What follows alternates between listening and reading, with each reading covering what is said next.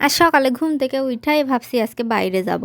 কারণ অনেকগুলো অর্ডারের কাজ জমা হয়ে আছে, সেগুলো আনবো করে আনাই হচ্ছে না। আবার এদিকে সবার ডেলিভারিও দিতে হবে।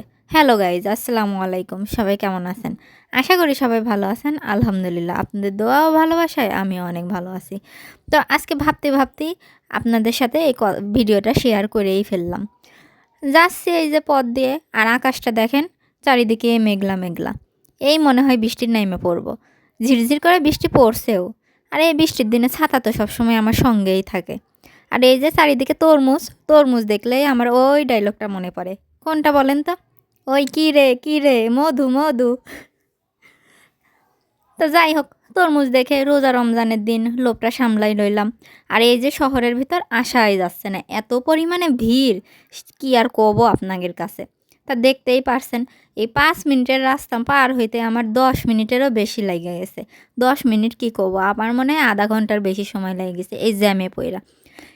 এই ঝিনেদা শহরে থাইকাও এই ঢাকা শহরের মতো জ্যাম যদি হয় তাহলে কেমনটা লাগে কন। এদিকে তো আমি সময় বাইন্দা লইয়াই বের হইছি। আমার বাড়ির থেকে বেশি সময় নিয়ে আসিনি, কারণ বাড়িতে যাইতে হইব, আবার রান্নাবান্না করতে হইব।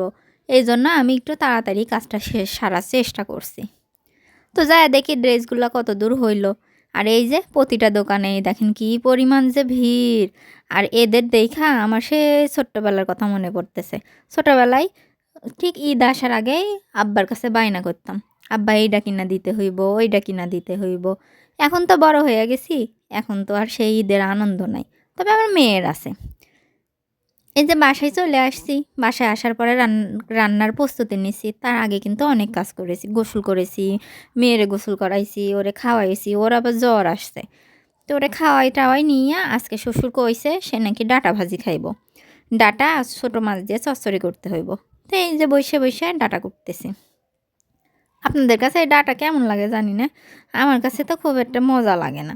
সবার নাকি ভালোই লাগে। আর ডাটার কথা কী করবো, আমার তো কোনো খাবারই তেমন একটা মজা লাগে না। কি হাস্যকর বিষয়, তাই না? তো আপনারা আবার হাসেন না জানো, যা সত্যি তাই কইছি। আমার কিন্তু কোনো খাবারই তেমন একটা ভালো লাগে না, শুধু চাটাই ভাল লাগে। তো চা খাইলে তো হইব না, চার সাথে আর অন্য কিছু খাইতে হইব। এ কাটাকুটির শেষে ভালোভাবে ধুইয়া এখন শাশুড়ির কাছে দেব, সে ছোটো মাছ দিয়ে চচ্চড়ি করবে। আর আমি ইফতারিরগুলা গুছাইয়া নেব।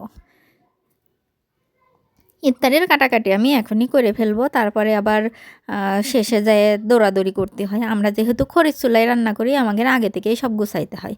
এই যে ইফতারির জন্য রেডি করতেছি, এই ধনিয়ার পাতা দিয়া বড়া বানাবো।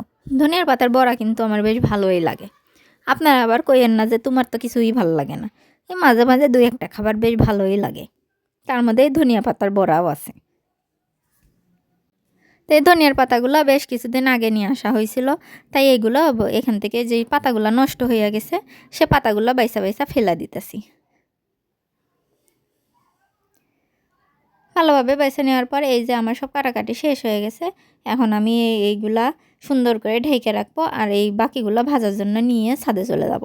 খরিচ চুলায় যেহেতু রান্না করি, আগেই বই কইছি, সেজন্য আমাদের একটু আগে থেকেই সব কিছু গুছাইতে হয়। আর যাওয়ার আগে মেয়ের জ্বরটা একটু মাইপা লই। ওর চোখ মুখের দিকে দেখেন, তাকানোই যাচ্ছে না। আজ 3 দিন ধরে জ্বর আইছে, কিছু খাইতেও চায় না। নিজের জ্বর নিজেই নাকি মাপবো, আমার সাথে খুব জেদ করছে। তারপরে জোর করে নিয়ে নিলাম থার্মোমিটার। আসলে বাচ্চাদের হাতে দেয়া ঠিক না, এটা কোনো খেলার জিনিস না। এই যে নিয়ে বসে আছি থার্মোমিটার দিয়া, সে খুব চিন্তায় আছে কত জ্বর আসছে। এই যে অবশেষে দেখি জ্বর নাই, 102-এর বেশি জ্বর ছিল, ওষুধ খাওয়াইছিলাম, এখন দেখি 98।